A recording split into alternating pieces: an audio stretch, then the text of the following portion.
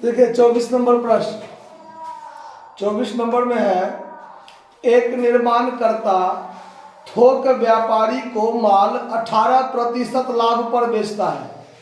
निर्माणकर्ता थोक व्यापारी को 18% लाभ पर बेचता है। थोक व्यापारी खुदरा व्यापारी को 20% मुनाफे पर बेचता है, मतलब लाभ पर बेचता है।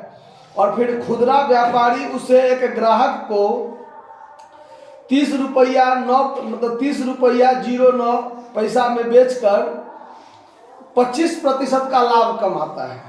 ठीक है, तो पूछता है कि निर्माणकर्ता का लागत ज्ञात कीजिए।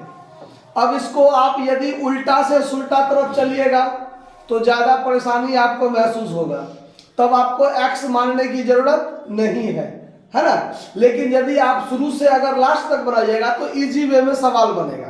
तो हम मान लेते हैं कि निर्माणकर्ता का जो क्रय मूल्य होगा यानी लागत मूल्य होगा वो एक्स रुपया होगा। ठीक है, देखिए यहां पर चलते हैं। माना कि निर्माणकर्ता का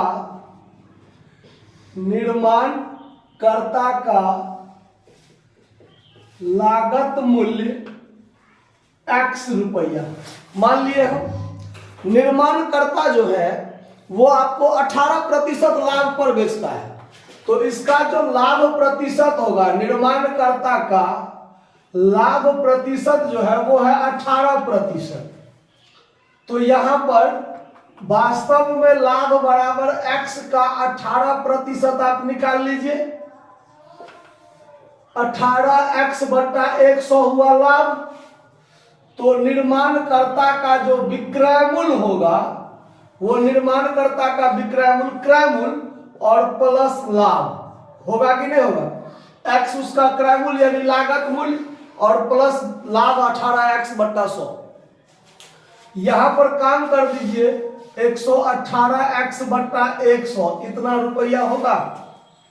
अब ये जो निर्माणकर्ता का विक्रय मूल्य है, यही विक्रय मूल्य थोककर्ता का क्या है, क्रय मूल्य। तो थोककर्ता का क्रय मूल्य बराबर सीधे लिख लीजिए, थोक विक्रेता का क्रय मूल्य बराबर 118x बटा कितना, यानी निर्माणकर्ता का विक्रय मूल्य और थोककर्ता का क्रय मूल्य सेम होगा। अब थोक विक्रेता का लाभ जो है यानी मुनाफा, ये कितना प्रतिशत मुनाफे पर बेचता है, 20% मुनाफे पर बेचता है। किसको, व्यापारी को। किसको, व्यापारी को। तो इसका जो लाभ प्रतिशत है वो है कितना प्रतिशत था, 20%। 20%। तो थोक विक्रेता का लाभ कितना हो जाएगा, 118x/100 और इसका 20% निकाल दीजिए। तो 20% निकल गया, तो 20×5=100 और कैलकुलेशन सीधे कर लीजिए। तो 118x बट्टा में क्या हो जाएगा, नहीं तो ऐसा कर लीजिए और इसको काटिएगा, काट लीजिए। जैसे ये 2 से कट जाएगा, 2 से कटेगा तो ये 59 हो जाएगा और 2 से कटेगा तो ये 50 हो जाएगा। तो यहां पर हो जाएगा आपको 59x और बट्टा में कितना, 250 होगा ना। अब ये जो थोक विक्रेता का लाभ निकला है, ये लाभ इसके क्रय मूल्य में क्या कर लीजिए, जोड़ लीजिए। तब थोक विक्रेता का विक्रय मूल्य जो होगा वो उसका क्रय मूल्य 118x/100 और प्लस उसका लाभ 59x/250 होगा ना। अब इस दोनों का आप एलसीएम निकाल लीजिए। तो एलसीएम हो जाएगा कितना, 500। इसे 5 करेगा, 5 से इसको गुना कीजिएगा तो क्या हो जाएगा, 590x और प्लस 59×118x। दोनों को जोड़ दीजिए तो 500 एक 600, 708। 708x बटा कितना, 500। क्लियर हो रहा ना, बात समझ में आ रहा ना। अब देखिए, अब थोक विक्रेता का जो विक्रय मूल्य होगा वही खुदरा विक्रेता का क्या होगा, क्रय मूल्य होगा। यानी थोक विक्रेता का विक्रय मूल्य बराबर खुदरा व्यापारी का क्रय मूल्य, दोनों क्या होगा आपस में बराबर।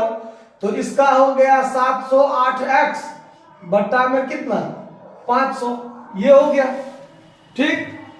अब कहता है कि खुदरा व्यापारी एक ग्राहक को 30 रुपया 9 पैसा में बेचकर 25% का लाभ कमाता है। यानी ये खुदरा व्यापारी को लाभ होता है कितना प्रतिशत, 25%। कब, जब वो बेचता है 30 रुपया 9 पैसा में, यही ना। तो सबसे पहले इसका विक्रय मूल्य इसके आधार पर निकाल लेते हैं। इसके आधार पर विक्रय मूल्य निकालने से पहले इसका आपको लाभ निकालना है। प्रतिशत लाभ कितना है इसका 25%। तो खुदरा व्यापारी का जो वास्तव में लाभ होगा 708x बट्टा 500 और का 25%, ठीक है। तो इसका 25% निकाल दीजिए बट्टा में, 25 चौका 100 कट गया और 4 से इसको यदि आप काटिएगा तो 4 से इसको काटिएगा तो 17 चौका 68 और 4 सत्ते 28, यानी 177x बट्टा में कितना 500। समझ में आया बात। अब क्या होगा, तो खुदरा व्यापारी का विक्रय मूल्य निकालिए।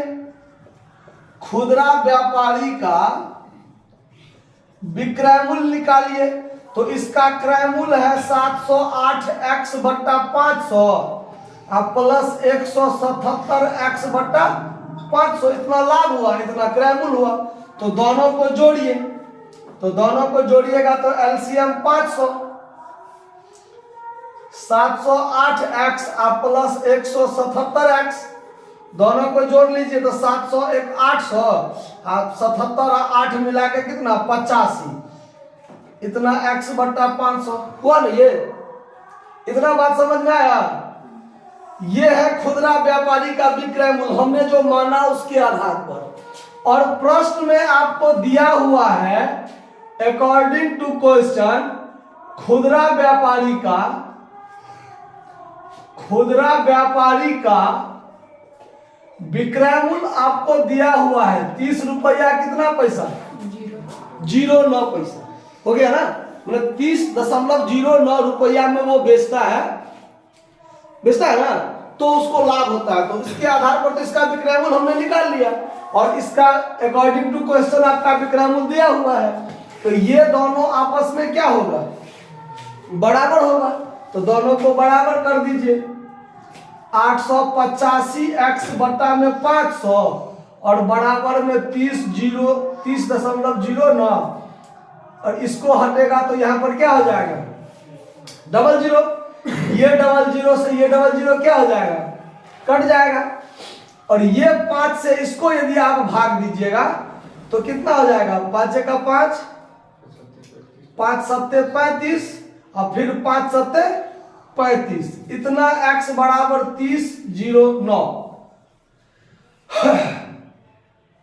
कोई गलती नहीं ना हुआ है, गलती तो हमको लगता है हुआ है कि नहीं हुआ है, ठीक है ना। 17 ठीक है। अब x बराबर 3009 बट्टा 177। अब 3009 में 177 से भाग दीजिए, कितना रुपया हुआ 17 रुपया हुआ नेट 17 रुपया।